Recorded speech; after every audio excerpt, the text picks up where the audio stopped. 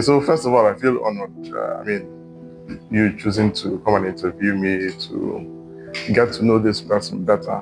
But I think my story is a story of achieving higher heights, driven by passion, driven by, again, one or two people who have mentored me over the years.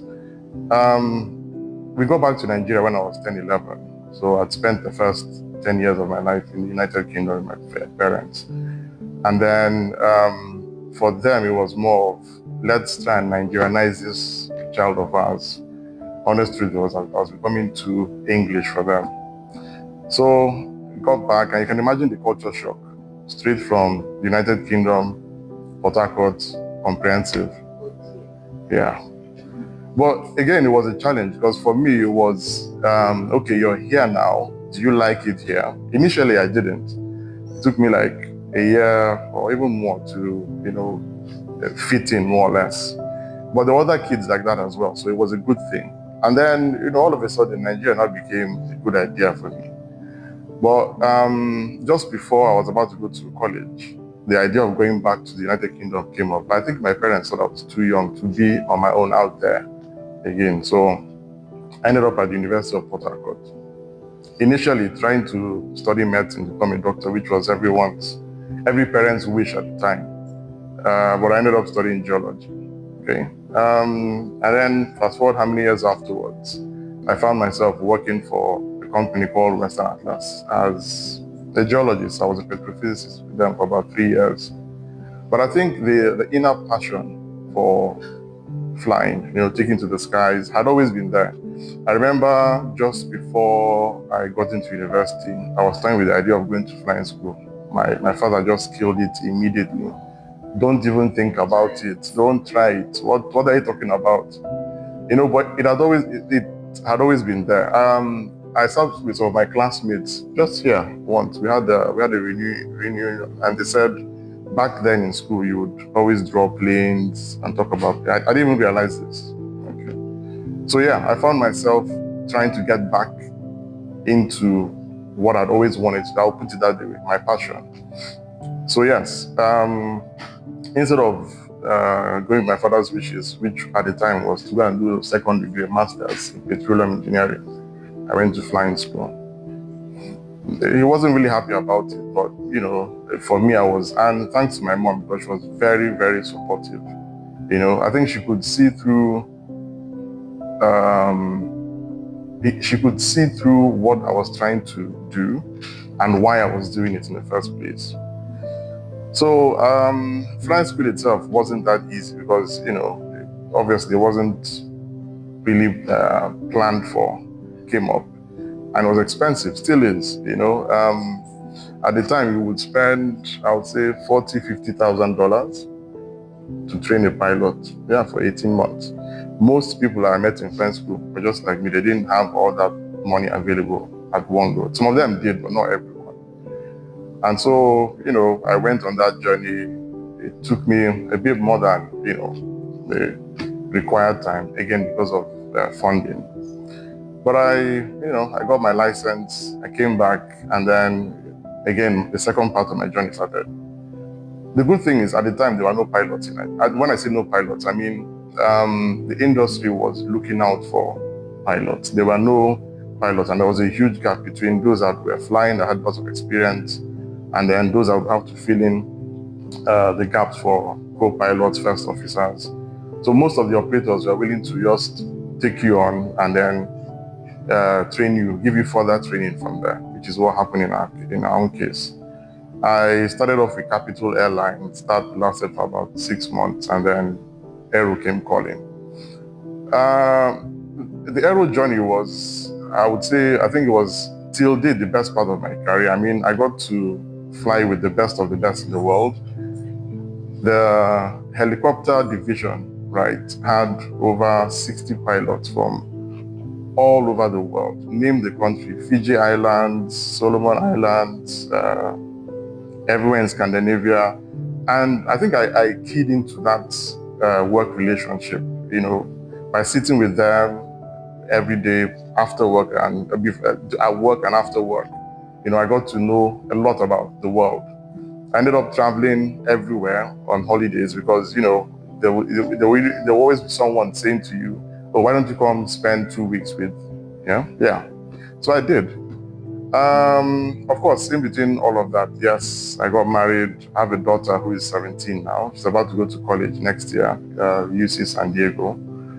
And I took it from there. Now, the one thing that I think happened to me in Aero that has really formed me as a person is the fact that, again, I don't know if it was driven out of passion or just me being, immersed into the actual business of aviation. I got introduced to management quite early. So I started off as a training captain at some point, very early in my career with Aero. And then I just progressed further from there. Deputy chief pilot, head of flight operations, general manager for the helicopter division. And then for a short while, acting managing director in Lagos for the entire airline. But you see, like, as with every other career, and I say this to people because you mentioned leadership, and I think it's one of the things I've been able to give back. When you stay in an organization for such a long time, no matter how good it is to you, you may have to move on at some point. You get to the point where, and for me I got to the point where I had seen everything. So what else was there to work towards or work for in Aero? Not work towards in Aero. The only thing is, no one had brought out that value in me. That value in the sense of you seeing that you could, actually engage yourself outside of Aero. Till I woke up the one morning and I saw this email from a recruiter in Belgium asking for a telephone interview. So she rang me up the next day and she introduced herself and said someone had referred me to her for a job role here in Africa. Again, for another helicopter company that was looking to engage a regional manager. So, I didn't get that job at the end of the day. The company itself scrapped that particular position, so they didn't end up looking for anyone, searching for anyone. But they only told me one thing, that it's time for you to move on. So it took them saying to me that this is how much value you bring to the table. So it's time for you to move on. And then in a very short while, I got again another phone call from a company who had at some point come to negotiate their sale of Aero through AMCON. And they said they wanted to start up the same type of business, not just in Nigeria, but in the West African sub-region. So I interviewed with them and then got the job role as their regional director for Africa, again, to help grow their business and manage the portfolios that they intend to have in Africa. But then again, it was a good learning experience. I got to experience boardroom, not just politics, but the dynamics of how boardrooms are driven at the highest level. I was dealing with professionals from every sphere of life. We had people on that board who were graduates from LSE, Imperial College. They knew the global dynamics of business at their fingertips. So it was short. It was for 3.5 years, but I learned a lot. And then I woke up to some business opportunities, which eventually got me thinking, okay, well, you're doing all of this for, other organizations. You've achieved this much. Why don't you do this on your own? It's, people have already met some of the mentors I've had in the past, I don't know if it's proper for me to even mention their names, but they're also Nigerian people as well. Someone like Architect Iyene, a very good friend of mine, very cerebral, but his approach to life and business especially, is that of, if you want to do this, get into it, know every granular detail, and then build up on it. It might not be easy at first, but you may have to, ground yourself and, hold on to what's required for you to build that business. So yes, I spent quite a bit of time doing, business with him at a certain level. And that inspired me to say to myself, you know what, it's worth the risk. It's either you fail or you succeed. But again, it's time for you to move on. I'd met other, I wouldn't call them mentors in the past, but people who, these are just chance meetings somewhere who I set up similar businesses, and it was just them taking a huge risk. So yes, I went ahead, I did set up my own business, and well, I would say present day, we're not there yet. I'm sure we'll get there by the grace of God. We are providing services for the same oil and gas industry, using our own helicopters, putting our best foot forward to ensure that we are growing the business. But for me, the vision is to, like, if you've listened to my whole story, you've come from a background of this is how it's been done. But my vision is how best can we do it moving forward? What does the future hold for the industry? How do you fit in? How do you, create that competitive edge for yourself moving forward? So that's where we are right now. If you bring it back home, I think, again, I wouldn't go into all the details, but my professional career has made me see something that is not so, I wouldn't call it, it's not pleasing to the eyes and the ears, that you would have all these resources here in River State, in the Niger Delta, that's broadening the scope a bit, and they're underutilized. So I'll take you back to my days in the oil industry. 3.5 good years, I met lots of lovely people, good, dedicated workers, but they were not Niger Delta people. And I'm not trying to sound ethnic or tribalistic in any sense. But the honest truth is, it's all happening here in our backyards. Are you trying to tell us that the people here are not good enough or not qualified enough?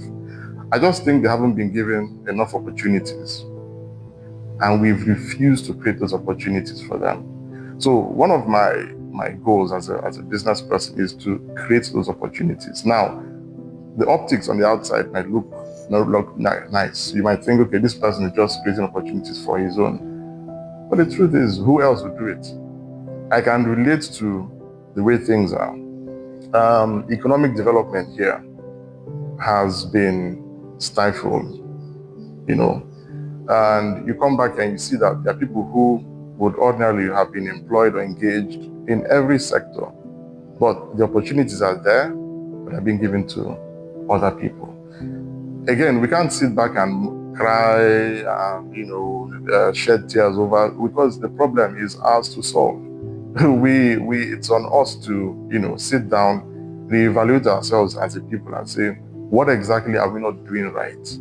How do we engage ourselves better so that we build an all-inclusive society?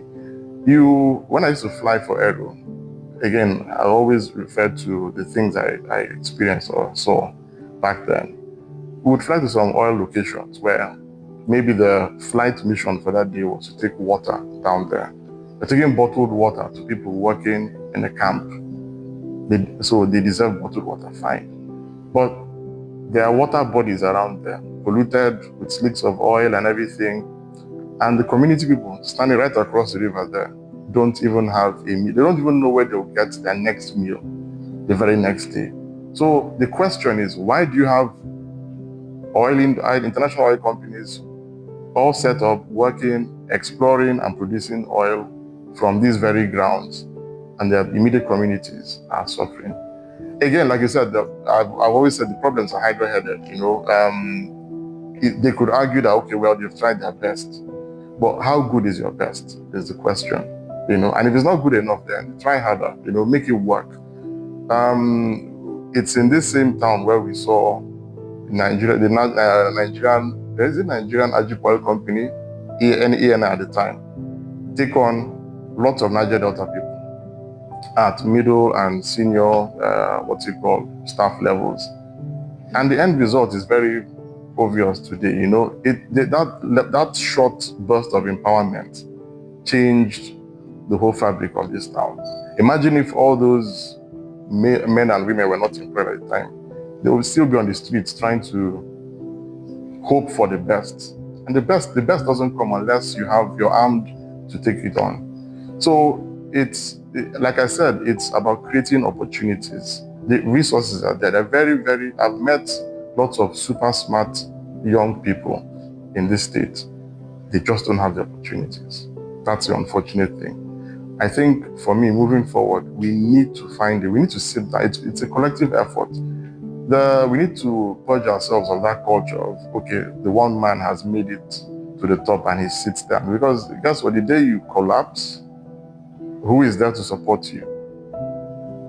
So it's with that culture, that thinking, that approach has to change. If that changes, then those opportunities will become available to our people. That's just my own take on it. Like I said, they're there. The resources are there. Lots of smart people, good ideas. They just don't have those opportunities. Aviation in Africa generally is still developing. One or two markets in Africa have taken the bold step to mold aviation in a way that it suits them, and in business terms, it has become profitable for them.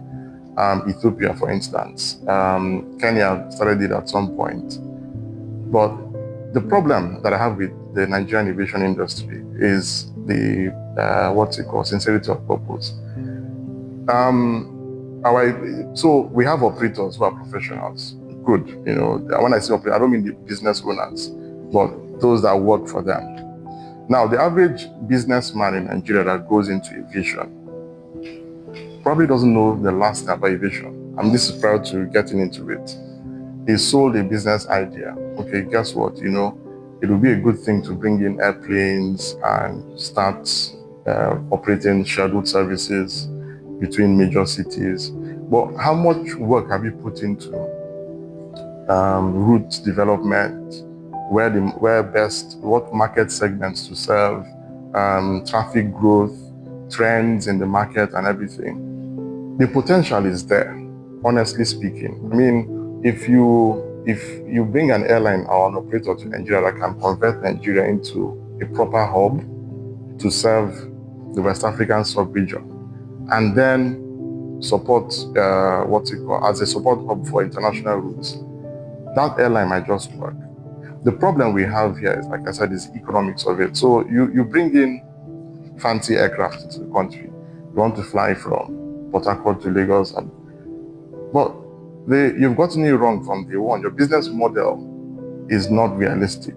You cannot price seats using Naira as a function of those seats per nautical mile flown and then expect to even break even. It doesn't make sense. Because our currency is not stable, it's volatile, the pricing on those seats are not realistic. Now, on the flip side, you have an economy that's struggling. So can the average Nigerian afford to fly? You take the same distance in the United States from Port Harcourt to Lagos. It's a 45-minute flight. Would you necessarily fly most of the aircraft that they fly now, 737 on that route? Like I said, it doesn't make economic sense. So we need to sit down as aviators and tell ourselves the truth. Because the market is there, like I said. Wherever you deal with, I have a friend of mine who, again, very, very cerebral, British businessman who has done it all, and Tim Fisher. And he said to me once, with 200 million people, you can never get it right. Even if you're just selling trash, refuse, you're recycling refuse and selling it, you can never get it wrong, sorry. So we need to sit down and tell ourselves the truth. What do we want from this market? And then, like the rest of the world is doing, if we privatize, of course with regulatory support from the government, then you have a good market. But you can't have government agencies and that's the reason why Nigerian Airways failed in the first place. Because it wasn't run as an airline. It was run as it was run under a government agency as, in quotes, a national carrier. You can't be profitable. The market now is demanding for profitable operators. Everything is, money-based in aviation, from your fuel, training, spare support. So your business model has to work for you. Even the big carriers in the Middle East are supported by other sectors. For instance, in the UAE, Emirates may not be profitable, but they have deep pockets because guess what? They support tourism. So from tourism, you can sustain your airline and keep it flying because that airline brings in the tourists that you need bring in the money to support the industry. Most of the legacy carriers in Europe, British Airways, KLM, Lufthansa, have all sat down and said to themselves, this thing is not working. That whole idea of having a national carrier, fancy idea, but it's a business. And if it's not profitable, we'll rather just shut it. And it's happened to one or two of them. So, but what have they done? They've privatized. Gone public, privatized, and that's how they've sold. Even the airports are privatized. Heathrow is not owned by the British government. It's a privately run, of course, with government inputs entity.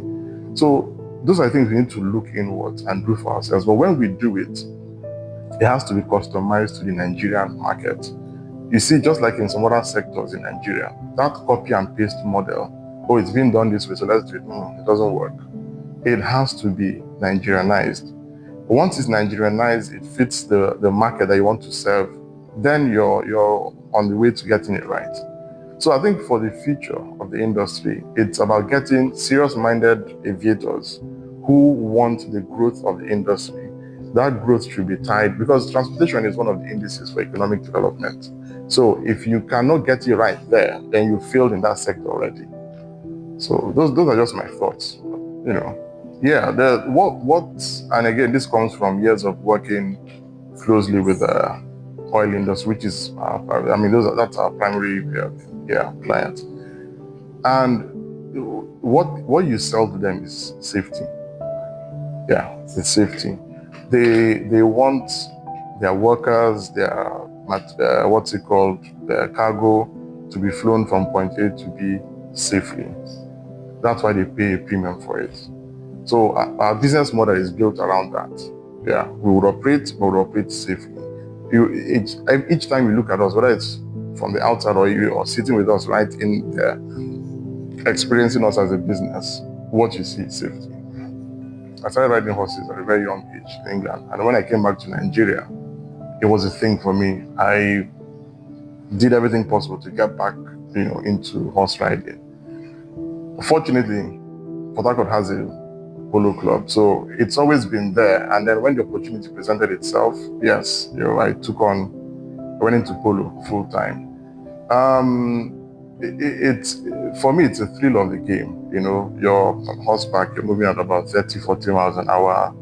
It's eye-hand coordination, trying to hit a ball left and right, it's a thrill of the game. I mean, like you mentioned biking as well, it's the same thing. Well, over and above that, I think polo does a bit more. So, most of the friends I've made over time, honestly, it's through, the game of polo, by interacting with them at all levels, with regards to polo. Again, my vision is to develop the sport here in Rivers State. Elsewhere in Nigeria, they've done their own bit. I'm not saying as the national chairman, yes, it's my responsibility for now, during my tenure, to make sure we develop the game across board, which is what we're doing. This year marks 100 years of the Nigerian Polo Association. Our centenary celebrations come up sometime in November this year. And what we're trying to do is to build the next generation of polo players, polo ambassadors, nationwide. And like I said, especially in places like Lagos, most parents, but that's where we're looking at secondary school kids, getting into horse riding and eventually getting to play the game of polo. So most parents there have been quite supportive. We are still trying to do that and achieve that. Hopefully we would here in Port Harcourt. We've interacted with one or two schools here where kids, are intrigued. It's about exposure. So if you don't expose them to these things, they probably won't pick it up. And it's not just here in the city. I mean, you'll be amazed. Somewhere in Abonima, there's a kid that has always dreamt of jumping on horseback. That kid might become the next best polo player in the world. So it's about exposure. So what we're trying to do is get them to know what it's all about, the whole equine experience. Horse riding, taking care of horses, grooming and everything. And then build that interest in them. Because that's how to start them up. You know, there's a huge gap between those that have played the game in the past. Here, I'm focusing on Rivers State or the Niger Delta, and those that the very few that are still left. So we're trying to bridge that gap. We're trying to get younger ones on board to play the game. It's expensive, yeah. So the big question would be, how do you work around it? And that's where all the sponsorships come in. You know, in an ideal situation, I would say we should be able to approach the government of Rivers State to say, look, we have an academy that we're trying to set up. Here's what we intend to achieve. This is how we want to go about achieving it, but we need your support. You know, parents who have the resources to fund it as well should be available, you know, to make it happen. So yes, that's where we are. But globally, polo is on an upwards trajectory, and what we're trying to do in Nigeria is, you know, keep up with the pace and take the sport to the next level. Women in polo as well, you know,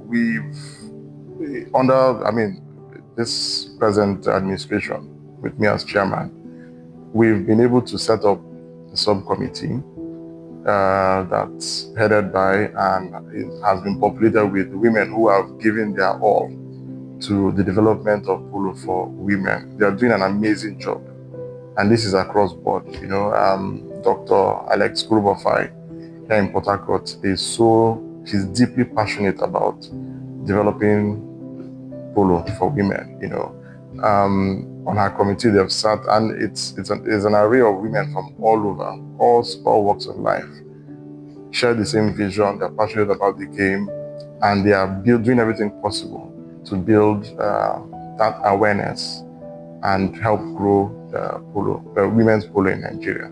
Because if you look outside of the country, places like Argentina, in the UK, even in the US, female polo has been taken to the next level. The good thing about the sport is it's a mixed sport. So what I mean is, on a team you could have maybe one woman and three men. You know, one female, three males. It's a mixed sport, but they want to be able to have their own standalone structure, where, you know, there are women leagues and it's played at a very competitive level, not as an exhibition game or anything. This is women who know the rules, who are comfortable on horseback, playing at the same pace as men would play. And they're getting there. Yeah. So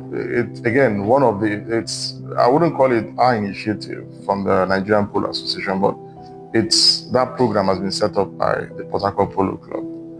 Yeah. So what they've said is horse owners can make their own horses available.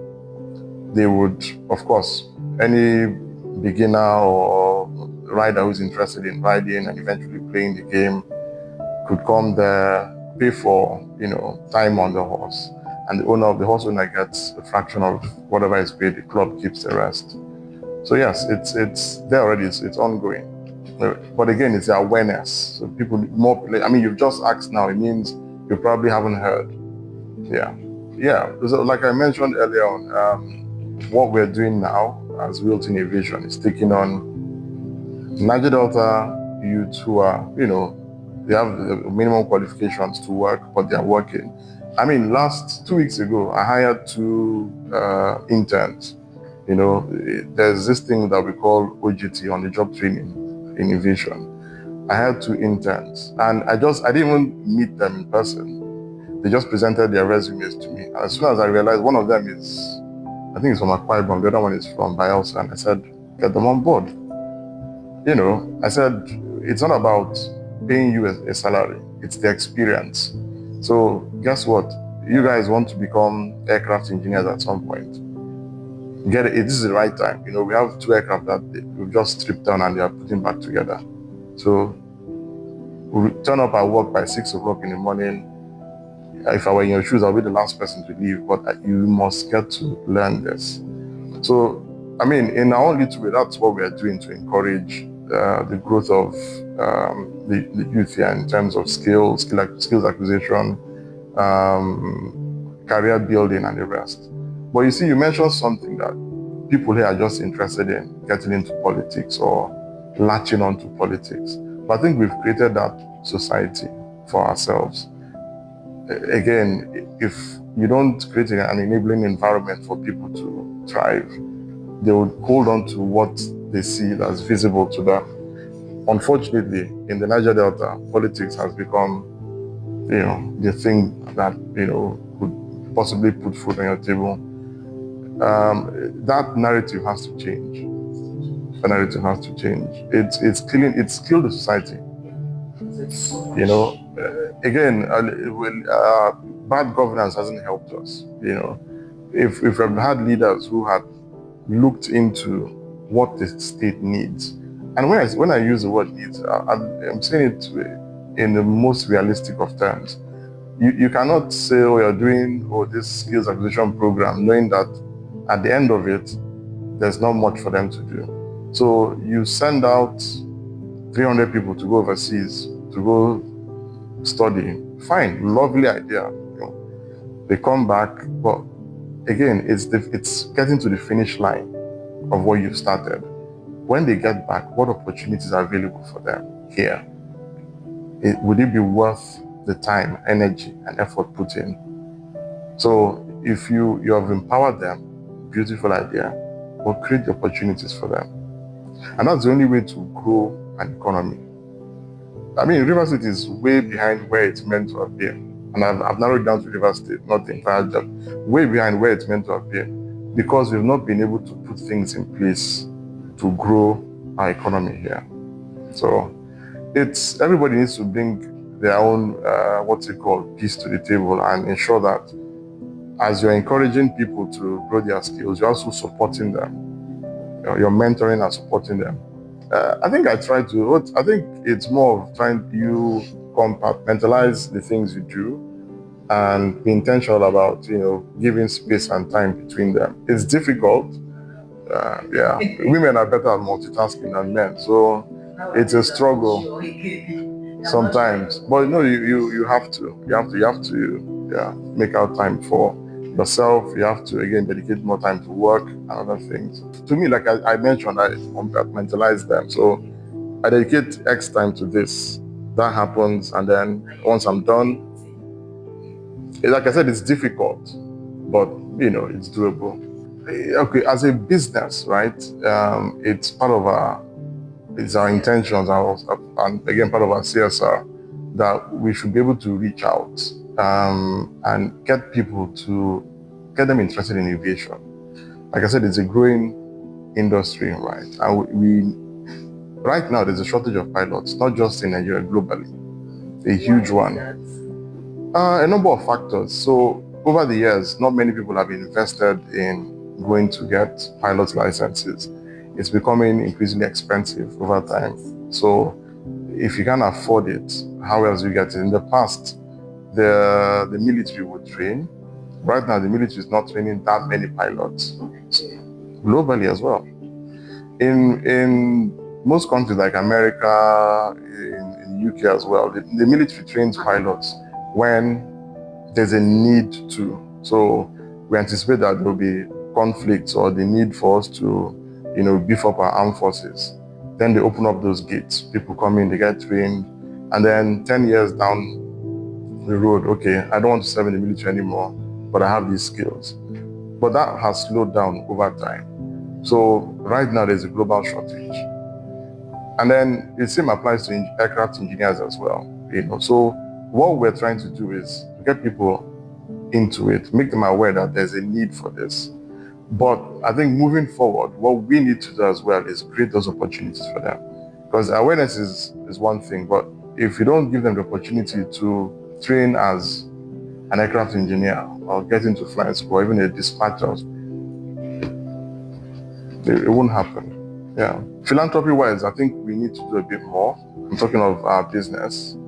But yes, that's the goal. That's our intention, to get more people on board. I think it's honestly, in a nutshell, it's more of, if you have a passion, right? It could be anything, baking, music, whatever. Follow your passion. You see, if you, I've forgotten the name of the author, think his first name is Malcolm. He wrote the book Outliers. And in the first 2-3 chapters, what he detailed was the fact that when you look at people that have been very successful at whatever they do in life, it's because they've spent, and he was quite specific about it, almost 5 hours every day for at least 10 years of their lives, right? Focusing on one thing. So if you run into a kid who is not interested in going to school, doesn't care the less that, if they are attending classes or not, but this kid just wants to be out there singing. And you think, oh, why is he or she like this? Or this kid wants to be out there fixing things. You expose them, you open up your car bonnet and they're there, they're figuring out everything in a split second. I think it's left for us, not just as parents, but if you're mentoring people, to encourage them, because that's their passion, that's their calling. If you kill it, then you've killed one great resource that you might have enjoyed in future. So for me, it's more of people should learn how to embrace what they think they're good at. People should learn how to take what they're good at to the next level. The day you stop thinking that you can get better, then that's the end of it for you. Just retire, go home. Well, that